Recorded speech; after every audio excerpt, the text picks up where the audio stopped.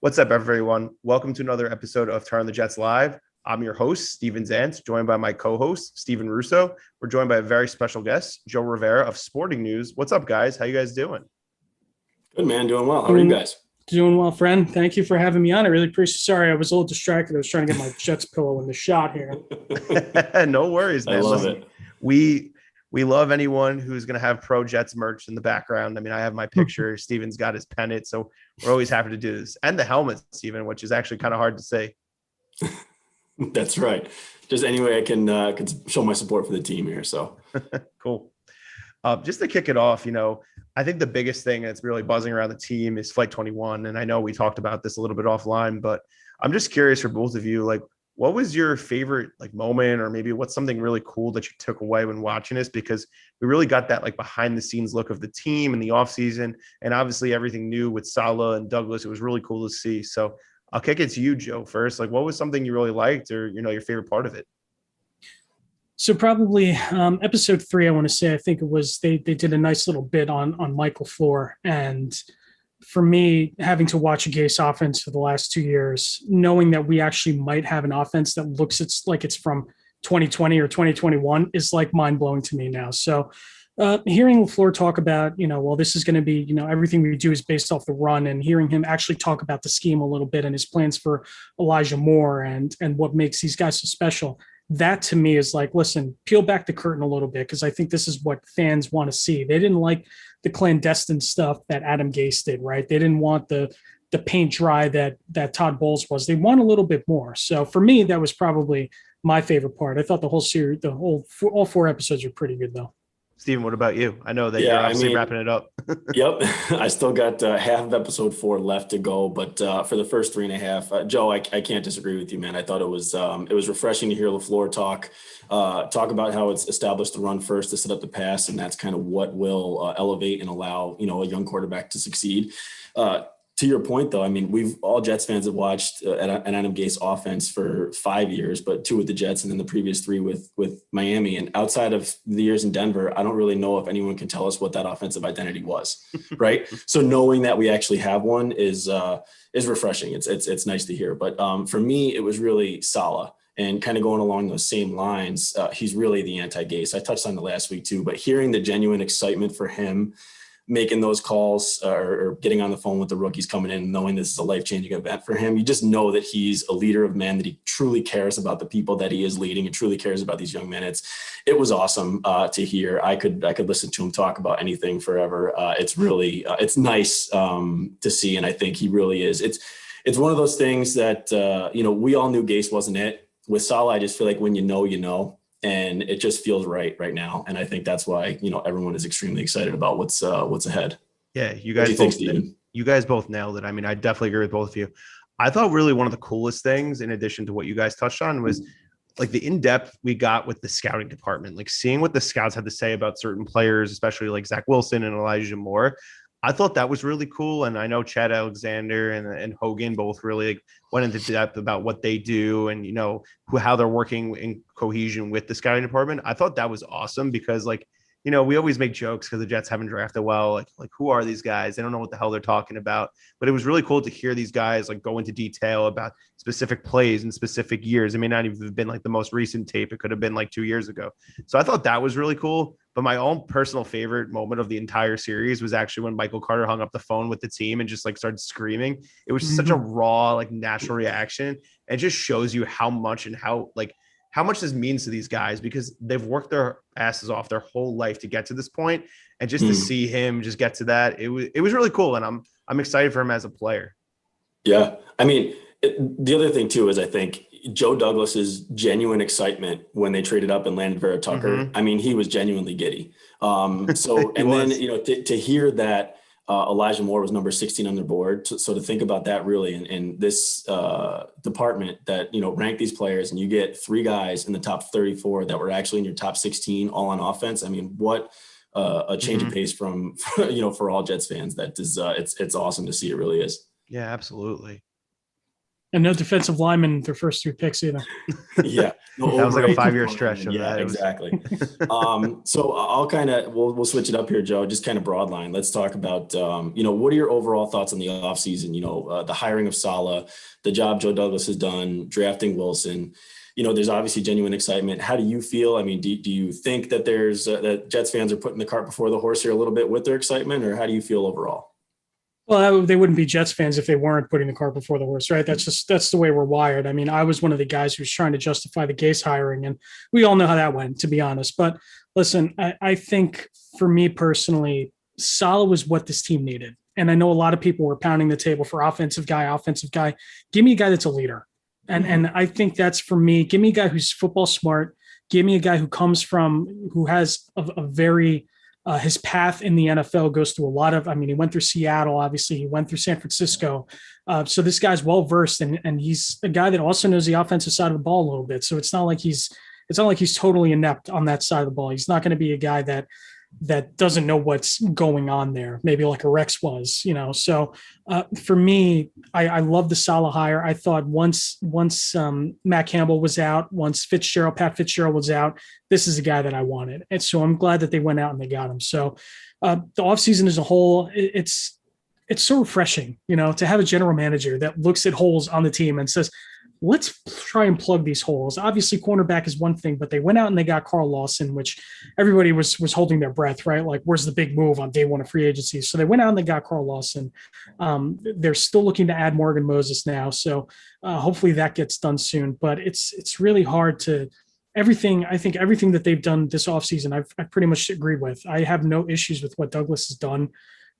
There's obviously still a little bit of time for them to plug in guys at, like I said, like at cornerback position, maybe try and fill a little bit more of the offensive lineup in the middle, but it's hard. It's really difficult for me to be disappointed with what he's done, trades, free agency, and the draft. Is there any one move, either free agent or draft pick, that was your favorite that stands out? Yeah. Trading Sam Darnold, honestly. And I'll tell you why. When you, and this is the thing, I think, if Sam Darnold was coming off of his second year, the decision is a lot more difficult, right? Because you say to yourself, you know what? He had 2 years with Gase. Maybe Gase wasn't it. Then you go into year 3 and you say to yourself, well, he's got another, 2 years of team control with the option. Maybe you think about it a little more. But everybody knew, and this Joe Douglas knew. Everybody knew that Darnold wasn't going to be on this roster come opening. Everybody knew. And for Douglas to somehow still get, I know it's a future second, but it's a future second in a draft where picks are worth a lot more.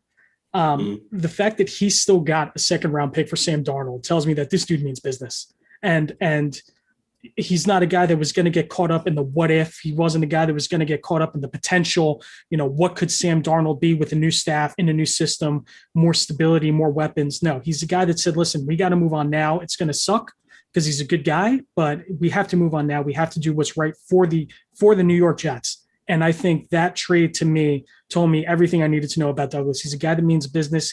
He gets it. He's smart. He knows, and he gets value out of these guys, which I think is totally important in today's football. Yeah, and we talked about this a couple of weeks ago. He got more for Darnold than the Falcons got for Julio Jones. Just let that sink in. Julio Jones is a future Hall of Famer. Sam Darnold has done nothing in this league. He had a couple of flashes in the pan as a rookie and a couple of moments his second year, but he's realistically done nothing. So it's just crazy to think that Joe Douglas was able to get 2 picks, one of which being a second rounder for him. So yeah, I'm pretty excited about that return. Yeah. And I think that's something you really have to commend Joe Douglas on, is just kind of knowing where the market is for guys. I mean, that's something, getting a 2 in return for Sam Darnold, getting 2 firsts in return for Jamal Adams, and then kind of having a good feel for the board, knowing that you got to move up for Barrett Tucker. And then if you look back at the 2020 draft and trading back when we all were gasping at 48 when he traded back, so we were pounding the table for him to land, go after Denzel Mims. And he trades back to 59 and still lands him. I know, Connor Rogers been on Badlands for a while with Joe. That's something that he gives Joe Douglas a lot of credit for. But that's something that really can't be overlooked, is kind of his feel for the market and what's going to, what a player is going to dictate and where to draw that line in the sand, and getting return for guys that are surprisingly, unexpected and great in value return for the Jets. Yeah, definitely. So we just talked about your favorite move of the offseason. So what's a move that you'd like them to make before the season starts, I guess, whether it be in training camp or really after cut day? Well, I think for me, Morgan Moses is the move that I think you probably have to make now. Because every now and then you get these guys that hit free agency and you're like, well, this guy probably shouldn't have hit free agency. So let's take a flyer on him. And I can't tell you how many times, and I know that there's a lot of guys over the last 5 or 6 years that have, they hit free agency before camp and you say to yourself, well, it would be really nice to get this guy. But the fact that we're actually in on this guy tells me that, Douglas gets it. He knows that, Fant's not bad at right tackle. He's serviceable at best. I mean, I don't want to say they gave him a 3-year deal, $30 million that opened a lot of eyes, right? But it's only $9 million guaranteed. So it wasn't really that bad. But he understands, what? This guy is PFF grade. He grades out very well on the right side. He had a very good year run blocking. He's what they need on that side. And, then you have Fant as a depth piece, and maybe he's your depth swing tackle, and you can finally move on from Chuma Adoga because it doesn't look like he's going to be anything special. Or you kick him inside, see if he can play guard. He's just big enough to play guard, maybe move him in. So there's certainly options. But that's, I think, the right side of the offensive line. I know that they still have faith in McGovern, especially after he kind of came on the second half of last season. Right guard, right tackle. I think that those are 2 spots I'd like to see them try and add a little more beef there before the season starts. Yeah. Another guy like on the right side they could think about if for some reason they're not able to land Moses is Mitchell Schwartz. I was kind of reading about him, how he's looking to sign soon. I know he's a little bit older. I know Moses is probably in his prime and Mitchell Schwartz might be on the tail end of his prime, but definitely an interesting piece as well, because I think he's a little more proven than Fant. And I definitely like to have someone like that, has that experience, specifically being a Super Bowl champion, which is great. Steven, what about you? Obviously, I know you feel strongly about Morgan Moses, but is there anybody else that you're interested for the team to make? Yeah. Prior to this, to last week or so, I probably would have said Richard Sherman or Steven Nelson, knowing the ties that Sherman had to Saleh and the state of the cornerback room. I think he'd obviously be a great fit. I don't think it's going to happen. I really don't. I mean, I'm believing, that Saleh and Douglas are kind of going to stand pat and say, we're going to let these young guys play. And just from a scheme and what Saleh preaches on defense is, get to the quarterback with the front 4.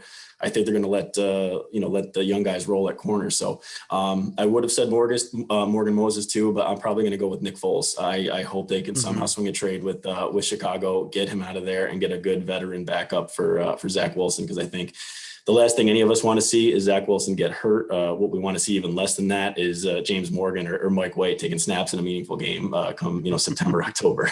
Yeah, you're nailed it, and I would love that as well. We have the flexibility from a cap perspective to actually absorb his contract, and I think this is the last year on his deal, and then we can get out of it. He has the familiarity with that West Coast offense with his time with Andy Reid in Kansas City, as well as playing with Doug Peterson in Philadelphia. So I think it's a perfect fit. He has the experience as a starter. He's a Super Bowl champion, so you can't take that away from him. But yeah, I think both those moves would be great. Transitioning it back to you, Steven, for some of the things that you're thinking about over here.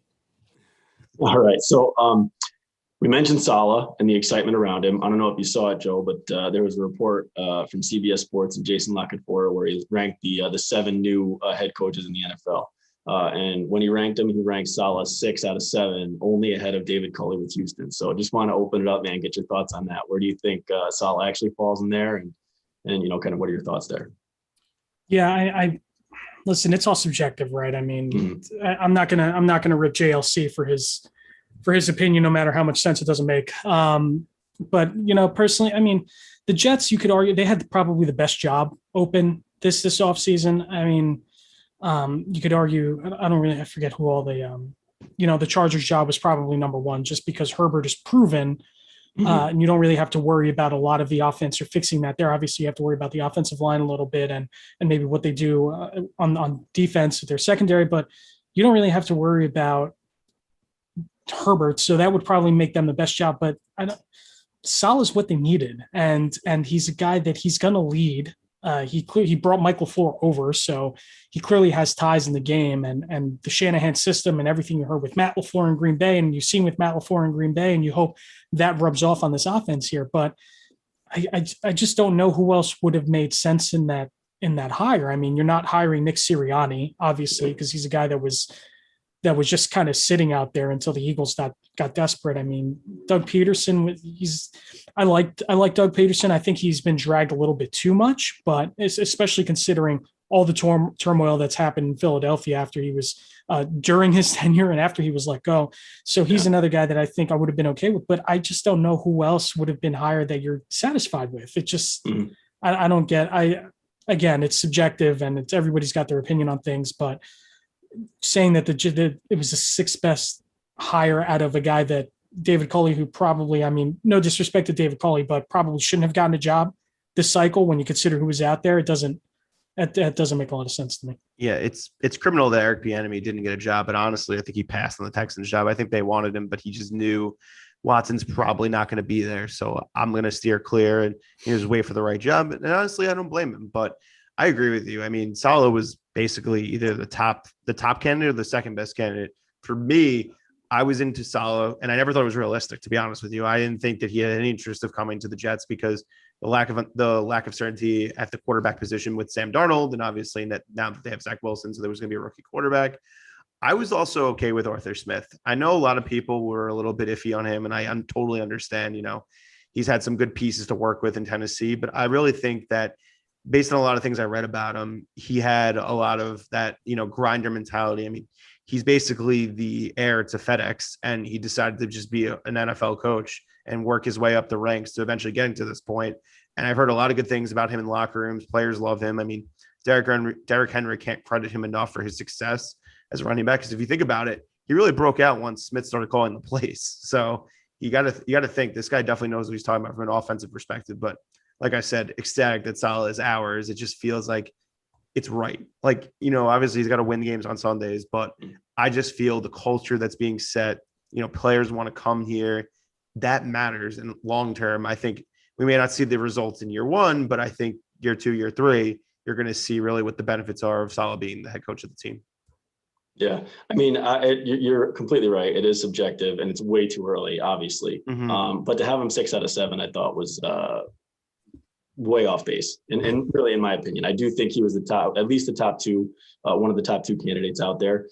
To rank him behind Sirianni, as well as Dan Campbell, I didn't see. Arthur Smith, I'm with you, Stephen. I would have been happy there. I would have been disappointed that they let Saleh out of the building and turned to Arthur Smith, but I still ultimately would have, come back and been semi-excited about that hire. But the Sirianni and Campbell of the world, and I really don't think Urban Meyer is going to work out in Jacksonville. I just felt that was a name grab. And then the things that we're hearing up until that point, the Tebow stuff, the Travis Etienne working him out at wide receiver, it doesn't click with me. The jury's out. We'll see. Trevor Lawrence could fix a lot of those things and cover a lot of that up, but I don't know. The jury's still out. We'll see what happens. Yeah, you nailed it. I agree with that. I mean, he's a great college coach, but you don't necessarily see that translate to the NFL. And it seems like he's very arrogant, stubborn to his ways or the highway, but he's not the boss anymore. He's got a general manager and he's got an owner to report to. When you're in college, you're the king. So it's a completely different ball game. And he may have to really adjust to that because he can't just do whatever he wants. I mean, it's definitely going to be a challenge for him. Yeah. Joe, kind of going back to you, I know obviously last year you weren't able to go to training camp to cover the team, but going back to years of starting covering this team, what's something that was really cool during camp that maybe you experienced? I believe you started in 2016 covering the team for a camp. So what was something cool or something interesting, or maybe your favorite moment of being at Jets camp? Todd Bowles said I had cool sneakers once, so that was nice. He said something. He never says anything. Yeah. Oh yeah. He just, the funny thing is he just got off the podium speaking after a practice, and he steps off the podium. He takes one look at me. He looks down. He goes, "I like your shoes," and then he just walks off. I said, "Thank you." So that happened. Yeah, they were blue LeBron, I want to say 13s, I think. I'm pretty sure they were LeBron 13s, but yeah, and they were lows. That much I remember. But yeah, I mean, it was just and I said, "Thank you." It was just very strange. So that happened, but I almost got decked by Jamal Adams once because he was chasing a ball out of bounds.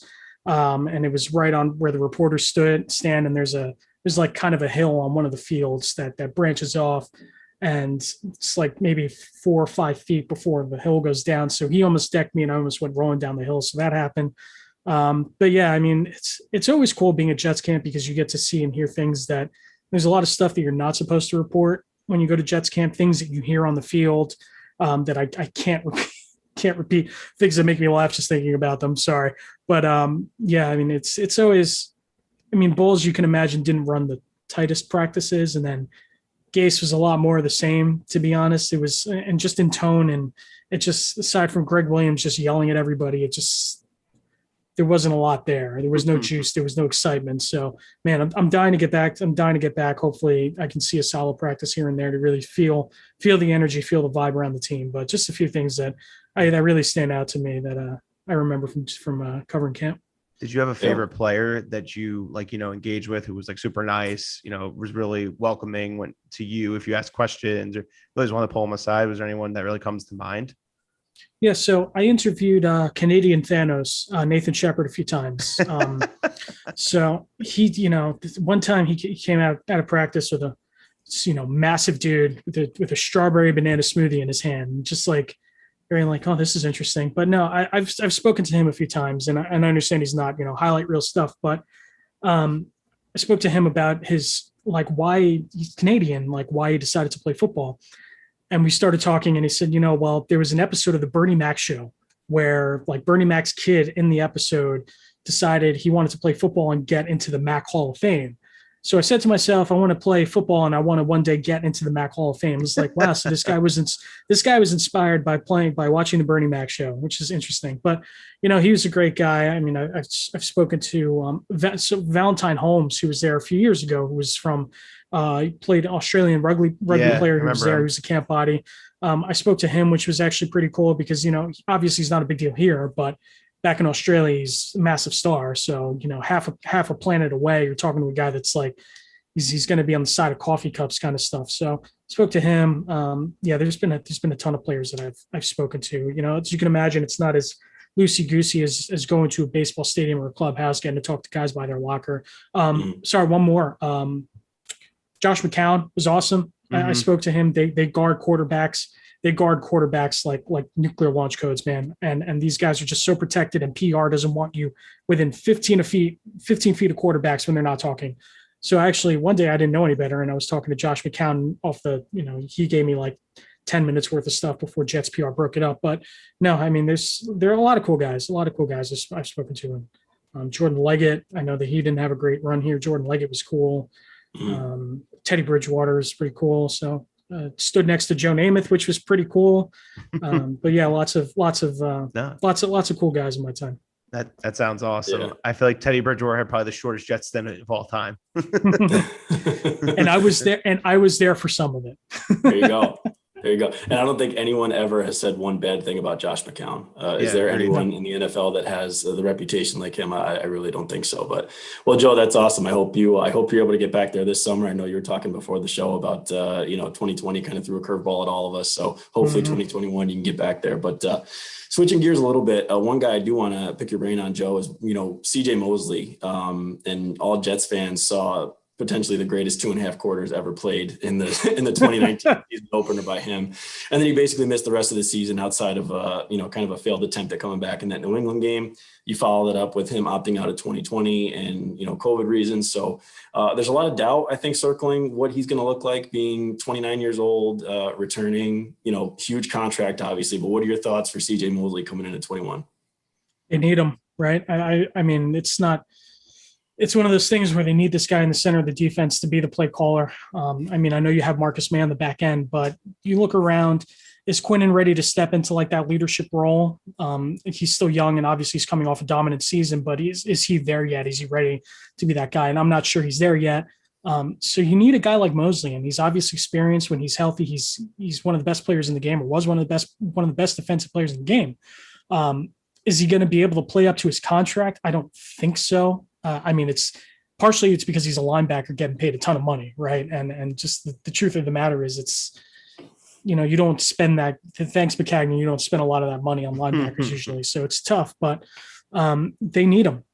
And all reports are, and from pictures that I've seen, he looks slimmed down. He looks ready to play, and Salah certainly needs that veteran presence on the defensive side of the ball, and be that thumper in the middle of the defense, to snuff out the run game, and hopefully force these teams into passing situations where you hope their line can really feast. So, yeah, there's, I think, more than more than Vinny Curry panning out or more than Carl Lawson. I mean, obviously they need Carl Lawson to pan out with the money that they paid him, but more than anything else, I really think that they need CJ Mosley to be the heart of that defense this year.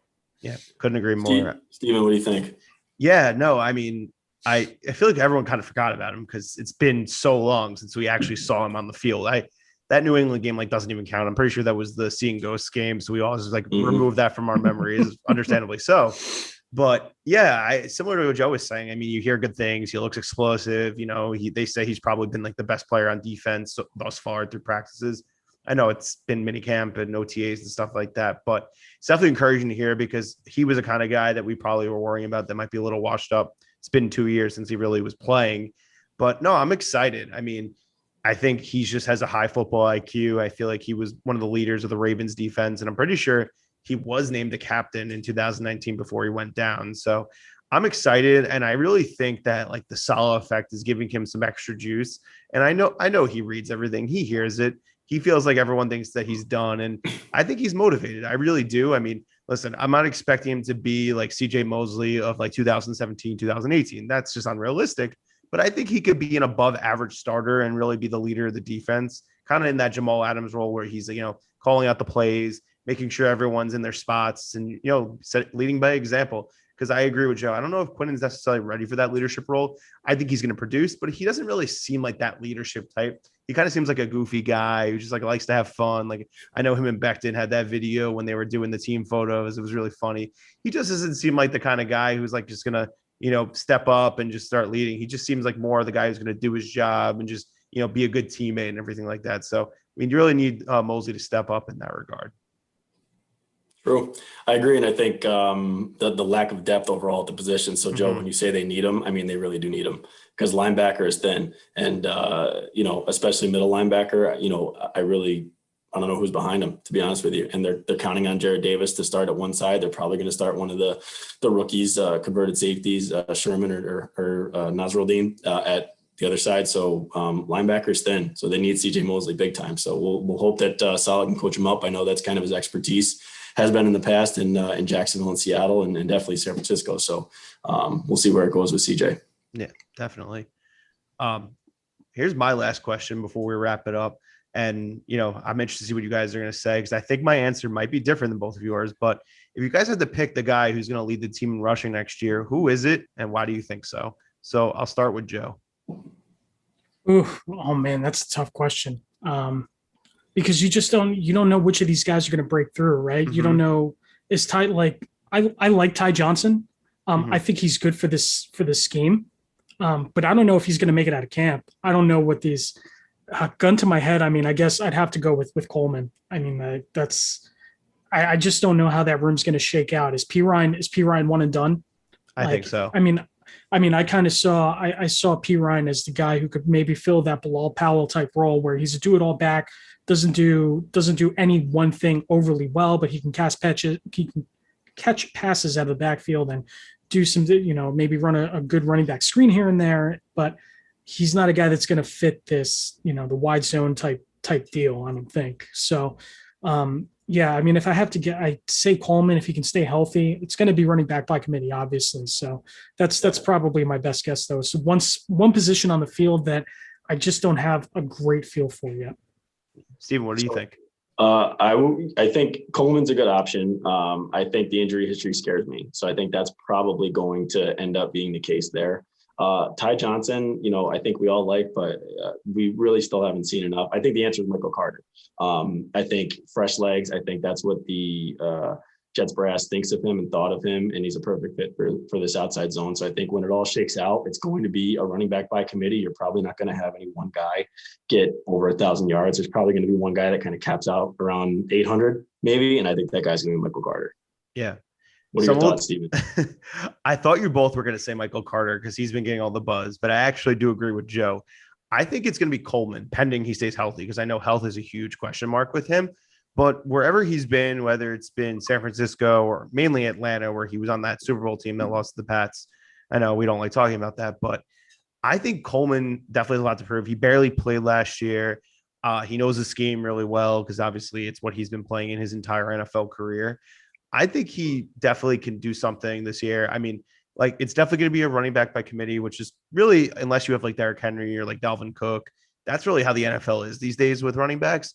But like, I think that he really could push for 1,000 yards if he's actually out there for 17 games. I know it's weird to say 17, not 16, but Very weird. That extra game might help him put him over that milestone. So we'll see. But I'm really excited about Michael Carter. I think Michael Carter goes into 2022 for sure as the starting running back, unless, maybe they sign somebody or they draft somebody. But I would imagine that he's going to be the long-term back, but I think he's going to split a lot of time with Coleman. And I do think Ty Johnson actually ends up making the roster because he has a lot of juice and he has that ability to catch the ball in the backfield as well. And I think Pirine and Adams will definitely be the guys who are the odd men out. And maybe one of them gets, pushed onto the taxi squad because you never can have enough bodies at running back because it's the most physical position because you're getting hit every play. So we'll see, but I'm excited. And I think that this zone running scheme is going to do wonders for the team and they're going to be a productive running team. I agree. So I have one more for both of you. So I think as Jets fans, we always like to kind of pull from memory in terms of old Jets teams that, can be reminiscent of the one that we're currently in. So I think two that were pleasant surprises, we'll say, was 06 and 2015. Both of those were 10-win teams. 06, they made the playoffs. 2015, we know how that ended.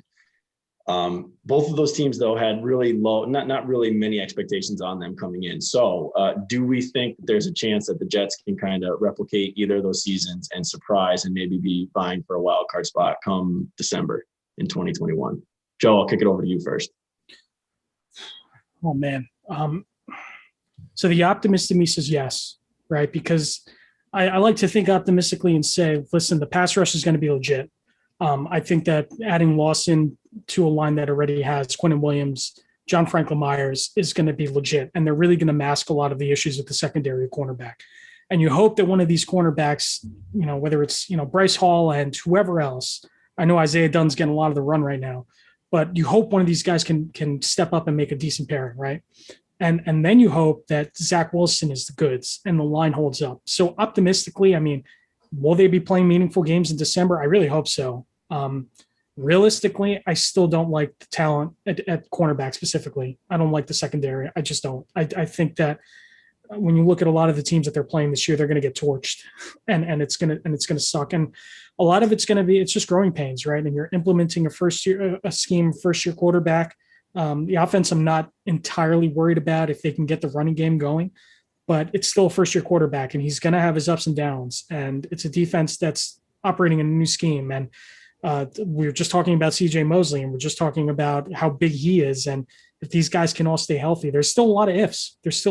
So hopefully, optimistically, I think they can, but I really don't see how they can, if they can surprise a lot of people this year. Yeah. Steven? I'm going to definitely be on the negative side of this. And I listen, I'm excited and I'm thinking long-term about positive things, but like Joe nailed, the corners scared the living hell out of me. Other than really, I think Bryce Hall, who I think is actually going to end up being a solid corner. I really don't know what we're going to get out of position. It's a passing league. We are going to get torched. Lucky for us, the quarterback schedule isn't that tough. I know we broke it down, I think, on the first episode with Connor, but at the end of the day, it's the NFL. And if the guys are playing against mediocre corners, they're going to pick them apart and throw for 250 in their sleep. Obviously, if there's injuries and we're playing against, backup quarterbacks, things could change. I also think that the questions on the right side of the line scare me, unless, we do get a Morgan Moses or a Mitchell Schwartz. That's something to worry about. But the left side, assuming Becton, obviously his foot is okay, and obviously we see a little bit of an improvement from McGovern, I'm not worried about that. So Wilson obviously is really where everything lies. If Wilson is, a solid quarterback, I'm not expecting Justin Herbert type season out of him. I mean, if that happens, you may really just need to pinch me because that would just be amazing. And we probably have never seen anything like that in our lives as fans, because Fitz is the best season we've ever seen.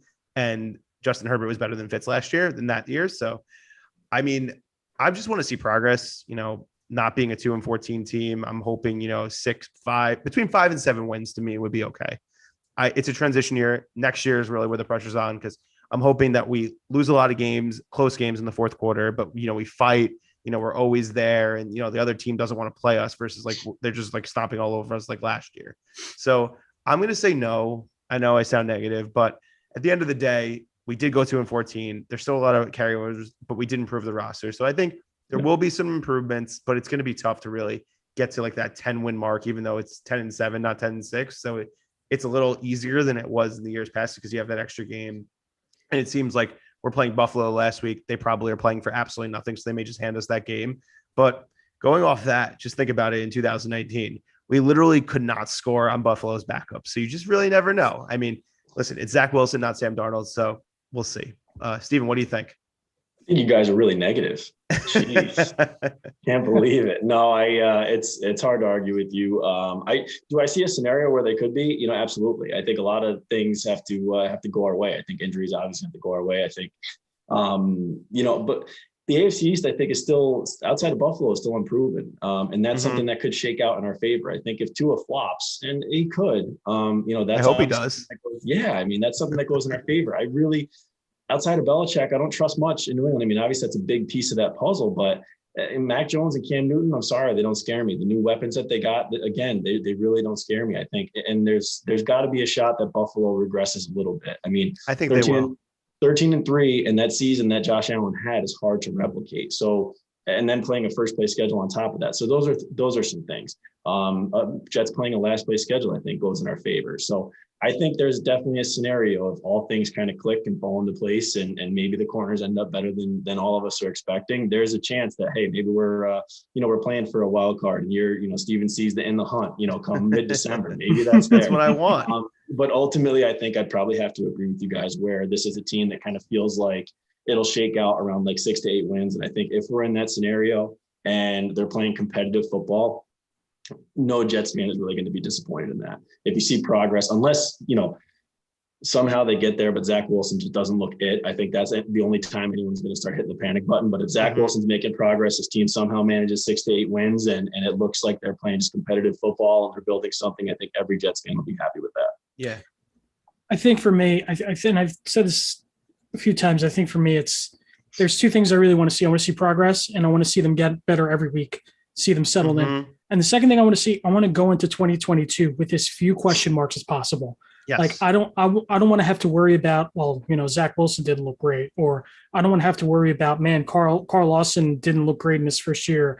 I don't want to have to worry about, AVT, was that an overpay for the first round? Like those, I don't want to have to worry about any of that. I want as few question marks on the roster as possible. So Joe Douglas's job is easier next year, where he doesn't have to navigate the draft board. He doesn't have to go searching and have to overpay in free agency. So I think for me, like there is definitely a world where they can be in the wild card hunt. But I just, for me, a best case scenario, just get better every week. And I don't want to have to question anybody on the team. I just don't want to wonder if these guys suck or not heading into next season. I agree with you, Joe. And I think for too long, we've taken little snippets of when guys have looked good in really limited time. And we've held on to that as, okay, we're banking on that for next year. And too often it's come up not in our favor. So I agree with you, man. If we can eliminate those question marks and get real answers on guys that are foundational pieces of the future, that's going to make Joe Douglas's job easier, and it'll make us all feel better as we go into 22. Yeah. For me, here's a good thing to look at. I think if, we're picking 10 next year, let's just say 10 out of 32, that's a solid season. Obviously it means that we weren't great, but it means we still have a shot of a pretty solid player in the draft. And, we showed some progress. If we're picking 10, I think that you could say the year was a plus. It wasn't necessarily a win because, we still were a losing team, but I think 10th pick is a sweet spot for them. It means we could still get a blue chip player, but we're also, not terrible. And we're showing signs of really maybe making a wild card push in 2022. That's something. But I know I was negative before, but here's a positive thought to think. I'm a huge Knicks fan. I did not think that they would come anywhere close to what they did this year, being a 4 seed in the East and having home court advantage. So if that could happen, you never know with the Jets. You really don't. And I'll just leave it with that. I think that Salah has those Thibodeau vibes where the players are going to really play for him. So you never know. But I'm going to be more negative on it, but I'm just saying anything is possible. That's sports. The Atlanta Hawks are playing in the Eastern Conference Finals. I could never have told you that was going to happen 6 months ago. So Yeah. I mean, it's hard to be as bad as the Jets were last year. I think, Adam Gase counted for probably a couple of losses in games that they should have won. So maybe, just the other way. Salah's probably going to coach this team into a few wins that they may, they should have made very well lost. So we'll see how it shakes out. But I think we just want to see competitive football and maybe something to root for after Halloween. Yeah, agreed. So, Joe, thank you so much, obviously, for taking the time to join us on the show tonight. Is there anything you want to plug? I know you got a podcast that's kind of on hold right now, but it's definitely going to come back soon. And I know you just wrote a big piece about Max Scherzer, since for anyone who doesn't know, Joe does cover the MLB at a national level for Sporting News, in addition to covering the Jets. So feel free to plug away.